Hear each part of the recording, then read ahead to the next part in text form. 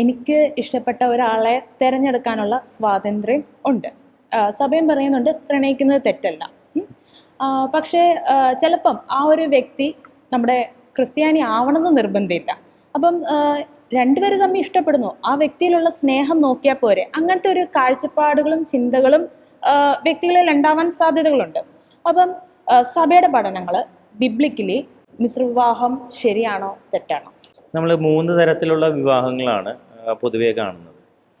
ഒന്ന്, 2 കത്തോലിക്കർ തമ്മിൽ വിവാഹം കഴിക്കുന്നു. അതാണ് സാക്രമെൻ്റ്, ഒരു കൂദാശയായിട്ട് സഭ കരുതുന്നത്. രണ്ടാമത്തെ വിവാഹം എന്ന് പറയുന്നത് മിശ്ര വിവാഹങ്ങളാണ്, മിക്സഡ് മാരേജസ്. അത് ഒരു കത്തോലിക്കനും ഒരു അകത്തോലിക്കനും തമ്മിലുള്ള വിവാഹമാണ്. അപ്പോൾ അത് കത്തോലിക്കനും വേറെ സഭാ വിഭാഗങ്ങളിൽപ്പെട്ട ഒരാളും തമ്മിലുള്ള വിവാഹങ്ങളാവാം. ഇനി മൂന്നാമത്തെ വിവാഹം എന്ന് പറയുന്നത് ഒരു കത്തോലിക്കനും മറ്റു വിഭാഗത്തിൽപ്പെട്ട ഒരാളും തമ്മിലുള്ള വിവാഹങ്ങളാണ്. അപ്പോൾ അങ്ങനെ 3 തരത്തിലുള്ള വിവാഹങ്ങളെക്കുറിച്ച് പറയുന്നുണ്ട്. ആദ്യത്തെ വിവാഹം മാത്രമാണ് ഒരു കൂദാശയായിട്ട് മാറുന്നത്. മറ്റു മതങ്ങളിലുള്ള വിവാഹങ്ങൾ ഉണ്ടാക്കുന്ന പ്രശ്നങ്ങൾ എന്താണെന്ന് ചോദിച്ചാൽ, ഒന്നാമതായിട്ട് അവരുടെ വിശ്വാസങ്ങൾ തമ്മിൽ പൊരുത്തപ്പെടാൻ സാധ്യതയില്ല. ഇപ്പം എത്രമാത്രം സ്നേഹമുണ്ടെന്ന് പറഞ്ഞാലും അവർ തമ്മിലുള്ള ഒരു വിശ്വാസങ്ങൾ പൊരുത്തപ്പെട്ടു പോയില്ല എങ്കിൽ തീർച്ചയായിട്ടും അവരുടെ ബന്ധത്തിൽ അത് ആഴമായിട്ടുള്ള പ്രശ്നങ്ങൾ ഉണ്ടാക്കാൻ സാധ്യതയുണ്ട്. ഇനി അങ്ങനെയുള്ള ഒരു സാഹചര്യം ഉണ്ടാകുന്നു, ഒരിക്കലും അത് ഇതില്ലാതെ മുന്നോട്ട് പോകാനായിട്ട് സാധ്യതയില്ല എന്ന് പറയുമ്പോൾ നേരത്തെ പറഞ്ഞ പ്രായോഗികതയുടെ ഭാഗമായിട്ട് സഭ ഒരു എക്സെപ്ഷൻ കൊടുക്കുന്നു. എക്സെപ്ഷൻ കൊടുക്കുക എന്ന് പറഞ്ഞാൽ വേണമെങ്കിൽ ഒരു ബ്ലെസ്സിങ് വേണമെങ്കിൽ കൊടുക്കാം. അല്ലെങ്കിൽ അതിന് ഏറ്റവും പ്രധാനപ്പെട്ട ഒരു കാര്യം, ഉണ്ടാകുന്ന കുട്ടിക്ക് ഈ ഒരു കത്തോലിക്ക വിശ്വാസത്തിൽ മുന്നോട്ട് പോകണം. അത് ഇയാളുടെ വിശ്വാസം അടിച്ചേൽപ്പിക്കുകയല്ല, കത്തോലിക്ക വിശ്വാസത്തിൽ വളർത്തിക്കൊള്ളാമെന്നുള്ള ഒരു ഉറപ്പിന്മേലാണ് അങ്ങനെ ഒരു അനുവാദം കൊടുക്കുന്നത്. അപ്പം അങ്ങനെ അനുവാദം കൊടുക്കുമ്പോൾ തീർച്ചയായിട്ടും കുട്ടി ഉണ്ടാകുമ്പോൾ തീർച്ചയായിട്ടും ഈ ഒരു വിശ്വാസത്തിൻ്റെ കോൺഫ്ലിക്റ്റ് ഉണ്ടാകാനായിട്ടുള്ള സാധ്യതയേറെയാണ്. അപ്പോൾ മിശ്രവിവാഹങ്ങൾ പൊതുവെ സഭ അനുവാദം കൊടുക്കുന്നു എന്നത് ഒരു പ്രായോഗികതയുടെ ഭാഗമായിട്ട് മാത്രമാണ്. മറിച്ച് ഒരു കത്തോലിക്ക വിശ്വാസി എന്ന നിലയിൽ എപ്പോഴും ഒരു കത്തോലിക്കനും മറ്റൊരു കത്തോലിക്കനും തമ്മിലുള്ള വിവാഹങ്ങളാണ് സഭ പ്രോത്സാഹിപ്പിക്കുന്നത്. തീർച്ചയായിട്ടും ആ ഒരു പരസ്പര വിശ്വാസമുള്ള 2 പേര് തമ്മിൽ ഒരുമിച്ച് ചേർന്ന് പോകുമ്പോൾ ആ ബന്ധത്തിൽ ആഴമായിട്ടുള്ള ഒരു സ്നേഹബന്ധം ഉടലെടുക്കാനായിട്ടുള്ള സാധ്യതയുണ്ട്. ഇനിയിപ്പോൾ നമ്മൾ ചോദിക്കും, 2 കത്തോലിക്ക വിശ്വാസികൾ തമ്മിൽ വിവാഹം കഴിച്ച് അവർ തമ്മിലും ഡിവോഴ്സ് ഒത്തിരി വരുന്നുണ്ടല്ലോ എന്ന്. തീർച്ചയായിട്ടും ഉണ്ടാകാൻ സാധ്യതയുണ്ട്. പൊരുത്തക്കേടുകൾ എപ്പോഴും സാധ്യതയുണ്ട്. നമ്മൾ പൊരുത്തക്കേടുകളെക്കുറിച്ചല്ല, അത് ഉണ്ടാകാൻ സാധ്യതയുള്ള വലിയൊരു ആഴമായ സ്നേഹത്തെക്കുറിച്ചാണ് ഈ 2 കത്തോലിക്ക വിശ്വാസികൾ തമ്മിലുള്ള വിവാഹത്തിലൂടെ ഉദ്ദേശിക്കുന്നത്. അവിടെ ദൈവത്തിൻ്റെ ഒരു സാന്നിധ്യം തീർച്ചയായിട്ടും ഉണ്ട്. ഒരു കൗദാശികമായ മാനം അവിടെ വരുന്നുണ്ട്. 2 പേര് തമ്മിൽ ദൈവസന്നിധിയിൽ വന്ന് ഞങ്ങൾ ഒരുമിച്ച് ജീവിക്കാമെന്ന്, ജീവിതാവസാനം വരെ ഒന്നിച്ച് ജീവിക്കാമെന്ന് പറഞ്ഞുകൊണ്ട് ഒരു ഉടമ്പടി എടുക്കുകയും ആ ഉടമ്പടിക്കനുസരിച്ച് മുന്നോട്ട് പോവുകയും ചെയ്യുമ്പോൾ തീർച്ചയായിട്ടും അതിലൊരു ദൈവിക കൃപ കൂടിയുണ്ട്. അച്ഛൻ പറഞ്ഞു വേറൊരു മതത്തിൽ നമുക്ക് കെട്ടാം, അതൊരു പ്രായോഗിക തലത്തിൽ കെട്ടാന്ന് പറയുന്നുണ്ട്. പക്ഷേ അത് ഒരു കൂദാശപരമായിട്ടാണോ സഭ അതിനെ അംഗീകരിക്കുന്നത്? തീർച്ചയായിട്ടും അതൊരു കൂദാശയല്ല. ഞാൻ ആദ്യമേ പറഞ്ഞു, 2 കത്തോലിക്കർ തമ്മിലുള്ള വിവാഹങ്ങളാണ് കൂദാശയായിട്ട് മാറുന്നത്. അത് തീർച്ചയായിട്ടും പള്ളിയിൽ വന്ന് ഒരു കാർമ്മികൻ്റെ സാന്നിധ്യത്തിൽ, വിവാഹത്തിൻ്റെ പ്രത്യേകത ഈ വരുന്ന 2 നവവധൂവരന്മാരാണ് വിവാഹത്തിൻ്റെ കാർമ്മികർ. അവരാണ് കാർമ്മികർ, ബാക്കി എല്ലാവരും സാക്ഷികളാണ്.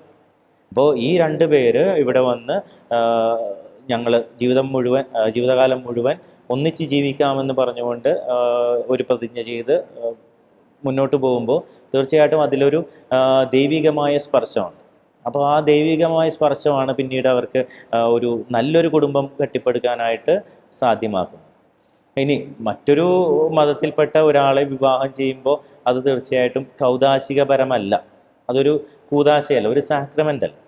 അത് സാക്രമെൻ്റ് ആകാൻ സാധ്യതയില്ല. കാരണം സാക്രമെൻ്റ് എന്ന് പറയുന്നത് 2 കത്തോലിക്കർ തമ്മിലുള്ള കാര്യത്തിനാണ്. ഒരു കത്തോലിക്കന് മാത്രമേ ഒരു സാക്രമെൻ്റ് സ്വീകരിക്കാനായിട്ട് സാധിക്കുകയുള്ളൂ. അപ്പോൾ വേറൊരു മതത്തിൽപ്പെട്ട ഒരാൾ വിവാഹം ചെയ്യുമ്പോൾ അതൊരു കൂദാശയായിട്ട് മാറുന്നില്ല. പിന്നെ മറ്റൊരു കാര്യം എന്ന് പറയുന്നത്, ഇപ്പോൾ ഞാനൊരു സ്വാഭാവികമായിട്ട് വരുന്നൊരു ചോദ്യമാണ്.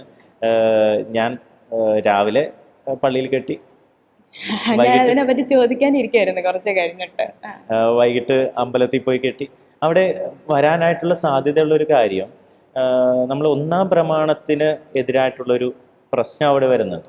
നിന്റെ ദൈവമായ കർത്താവ് ഞാനാകുന്നു, ഞാനല്ലാതെ മറ്റൊരു ദൈവം ഉണ്ടാകരുതെന്ന് പറഞ്ഞ് പഠിപ്പിച്ച് ചെറുപ്പം മുതലേ പഠിപ്പിക്കുന്ന ഒരു കാര്യമാണ്. രാവിലെ വന്ന് പള്ളിയിൽ കെട്ടുകയും വൈകിട്ട് പോയി അമ്പലത്തിൽ കെട്ടുകയും ചെയ്യുമ്പോൾ എന്ത് പ്രാധാന്യമാണ് ഒന്നാം കൽപ്പനയ്ക്കുള്ളത് എന്നുള്ളൊരു ചോദ്യം കൂടി വരും.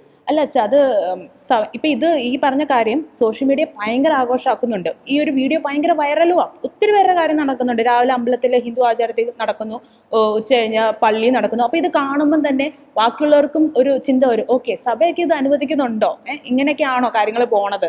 അപ്പം ഇതെന്താ ശരിക്കും സഭ അനുവദിക്കുന്നതാണോ? സഭയുടെ നിലപാട് എന്താ ഇതിനകത്ത്? തീർച്ചയായിട്ടും നമ്മൾ ഇപ്പോൾ ഒരു പ്രായോഗികത തലത്തിൽ ഞാൻ പറയുന്നത്, ഒരു പ്രായോഗികത എന്ന് പറയുമ്പോൾ നമുക്ക് അവിടെ വേറൊരു മാർഗ്ഗമില്ലാതെ വരുമ്പോഴാണ് ഇങ്ങനെ ഒരു ചില അനുവാദങ്ങൾ കൊടുക്കാനായിട്ട് സഭ നിർബന്ധിതമാകുന്നത്. ഇപ്പോൾ ഒരാൾ മറ്റൊരു മതത്തിൽപ്പെട്ട ഒരാളെ വിവാഹം ചെയ്തു രജിസ്റ്റർ മാരേജ് ചെയ്ത് കഴിയുമ്പോൾ വേറൊരു മാർഗ്ഗമില്ല.